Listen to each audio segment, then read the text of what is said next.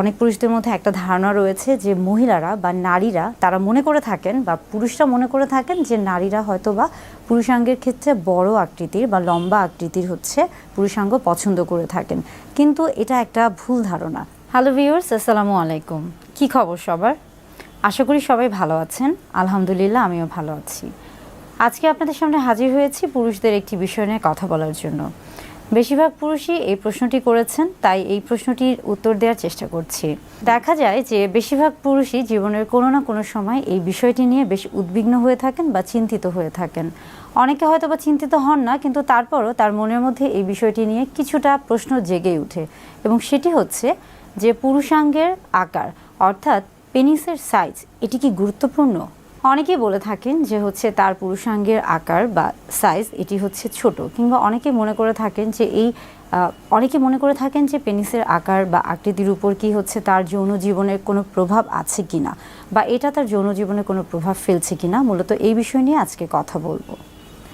ছোটবেলা থেকে আমরা যখন বড় হই, বিশেষ করে হচ্ছে পুরুষদের ক্ষেত্রে যদি বলে থাকি, বা হচ্ছে শিশু থেকে যখন একজন কিশোর হচ্ছেন এবং কিশোর বয়স থেকে যখন সে প্রাপ্তবয়স্ক পুরুষে পরিণত হচ্ছে, দেখা যায় যে বয়ঃসন্ধিকালীন সময়ে তার ভিতরে বিভিন্ন রকমের পরিবর্তন আসে, এবং এই পরিবর্তন যেমন একদিকে শারীরিক তেমনি কিন্তু মানসিক পরিবর্তন যেমন হচ্ছে ভিতর থেকে হতে থাকে আস্তে আস্তে, কিন্তু শারীরিক পরিবর্তনটা যেহেতু শরীরের বাহ্যিকভাবে দেখা যায় এবং অনেক সময় সেটা বোঝা যায়, তো তখন কিন্তু একজন বয়ঃসন্ধিকালীন সময়ে একজন পুরুষের মনে, বয়ঃসন্ধিকালীন সময়ে একজন কিশোরের মধ্যে অনেক ধরনের প্রশ্ন জাগে, এবং এই প্রশ্নের উত্তর খুঁজতে গিয়ে সে কিন্তু দেখা যায় যে বিভিন্ন ধরনের মিডিয়ার উপর অভ্যস্ত হয়ে পড়ে বা নির্ভরশীল হয়ে পড়ে।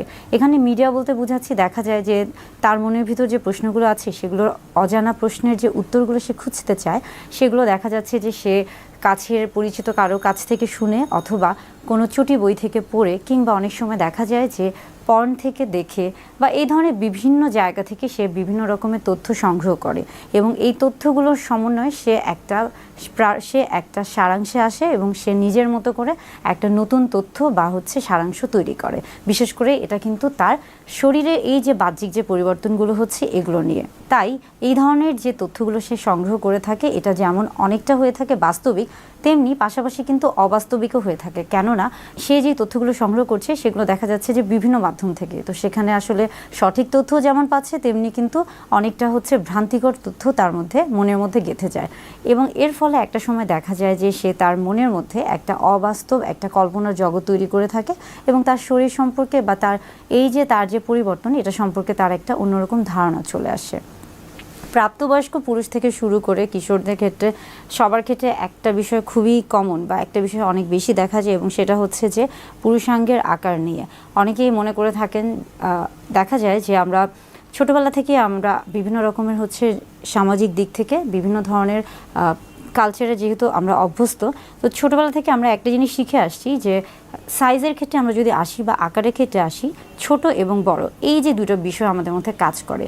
ছোট বলতে অনেক সময় আমাদের মধ্যে বেশিরভাগ ক্ষেত্রে কাজ করছে যে ছোট মানে হচ্ছে সেখানে নিচু, বা সেখানে ক্ষুদ্র অংশ, বা সেখানে হতে পারে যে সব কিছু অনেক কম কম। আর বড় যখনই প্রশ্নটা আসছে তখনই বোঝা যায় যে, বা আমাদের মস্তিষ্কে এটা এমনভাবে গেঁথে গেছে যে বড় মানেই হচ্ছে সব কিছু বেশি বেশি। এবং এই ক্ষেত্রে অনেক সময় হয় যে অনেকে মনে করে থাকেন যে আপনার বড় আকার অর্থাৎ পুরুষাঙ্গের আকার যদি বড় হয়ে থাকে, হয়তো বা যৌন চাহিদা, যৌন উত্তেজনা, যৌন আগ্রহ সব কিছু বেশি বেশি, বা যৌন যে শক্তি সব কিছুই তার মধ্যে বেশি বেশি কাজ করে। এই জন্য একটা ভ্রান্ত ধারণা রয়েছে যে যখন কারো পুরুষাঙ্গের আকার বড় হয়ে থাকে, অর্থাৎ সে তখন হচ্ছে অনেক বেশি শক্তিশালী বা যৌন শক্তি চাহিদা সম্পন্ন পুরুষ হয়ে থাকে।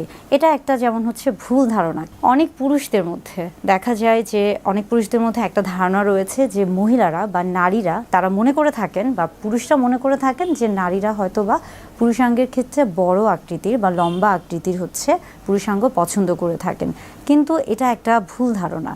বিশেষ করে মহিলাদের ক্ষেত্রে যখনই আমরা দেখছি, বা মহিলাদের ক্ষেত্রে যখনই আসছি, আসলে মহিলারা সবসময় চায় যে তাদের সঙ্গী হিসেবে বা তাদের জীবন সঙ্গী হিসেবে এমন একজন মানুষকে বেছে নিতে, বা এমন একজন পুরুষ সঙ্গীকে বেছে নিতে যার হচ্ছে শরীরের আকার আকৃতিটা খুব বেশি আসলে এখানে নির্ভর হচ্ছে না, বা খুব বেশি হচ্ছে প্রয়োজন পড়ছে না, বরং মহিলারা সবসময় বা নারীদের কাছে সবসময় কিন্তু তার মনের যে দিকটা এটা হচ্ছে সবচেয়ে বেশি গুরুত্বপূর্ণ। তারা সবসময় চায় যে একজন ভালো মানুষ যেন তার জীবনসঙ্গী হতে পারে।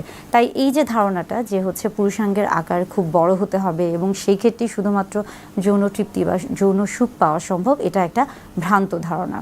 বিশ্বব্যাপী গবেষণায় দেখা গেছে যে পুরুষাঙ্গের আকার সাধারণত বা আমরা এভারেজে বলে থাকি যে হচ্ছে ইরেক্ট অবস্থায়, অর্থাৎ যখন হচ্ছে যৌন তৃপ্তিতে বা যৌন উত্তেজনা পূর্ণ সময়ে পুরুষাঙ্গ সবচেয়ে বেশি হচ্ছে 5 ইঞ্চি পর্যন্ত লম্বা হতে পারে।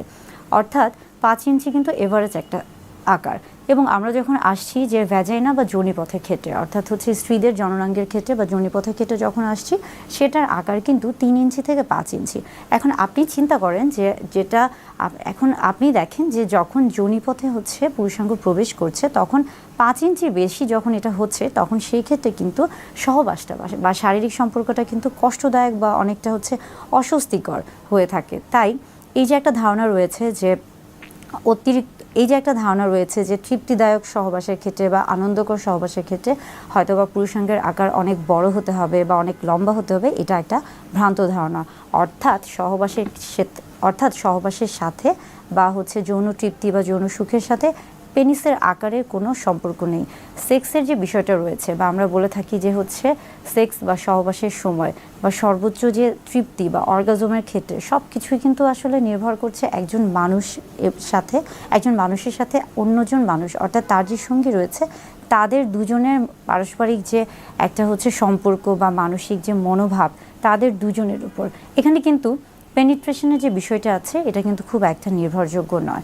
অর্থাৎ হচ্ছে সেক্সের সাথে বা সহবাসের সাথে হচ্ছে পেনিট্রেশনের কোনো সম্পর্ক নেই, বরং যখন আপনি হচ্ছে তৃপ্তিদায়ক যৌন সুখ লাভ করতে চাবেন বা হচ্ছে স্বাস্থ্যকর যৌন জীবন উপভোগ করতে চাবেন, সেই ক্ষেত্রে কিন্তু দুজনের পারস্পরিক সম্পর্কটা এবং দুজনের হচ্ছে একটা ভালো ইতিবাচক মনোভাব, এটাই সবচেয়ে বেশি গুরুত্বপূর্ণ। এই ক্ষেত্রে কখনোই পেনিসের আকার বা সাইজ এটা কখনোই কিন্তু গুরুত্বপূর্ণ নয়।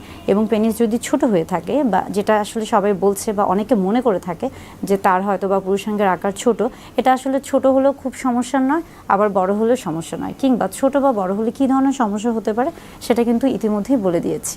বিশেষ করে মহিলাদের ক্ষেত্রে যখনই আমরা দেখছি বা মহিলাদের ক্ষেত্রে যখনই আসছি, আসলে মহিলারা সবসময় চায় যে তাদের সঙ্গী হিসেবে বা তাদের জীবন সঙ্গী হিসেবে এমন একজন মানুষকে বেছে নিতে বা এমন একজন পুরুষ সঙ্গীকে বেছে নিতে যার হচ্ছে শরীরের আকার আকৃতিটা খুব বেশি আসলে এখানে নির্ভর হচ্ছে না বা খুব বেশি হচ্ছে প্রয়োজন পড়ছে না, বরং মহিলারা সবসময় বা নারীদের কাছে সবসময় কিন্তু তার মনের যে দিকটা এটা হচ্ছে সবচেয়ে বেশি গুরুত্বপূর্ণ। তারা সবসময় চায় যে একজন ভালো মানুষ যেন তার জীবনসঙ্গী হতে পারে। তাই এই যে ধারণাটা যে হচ্ছে পুরুষাঙ্গের আকার খুব বড় হতে হবে এবং সেই ক্ষেত্রেই শুধুমাত্র যৌন তৃপ্তি বা যৌন সুখ পাওয়া সম্ভব, এটা একটা ভ্রান্ত ধারণা।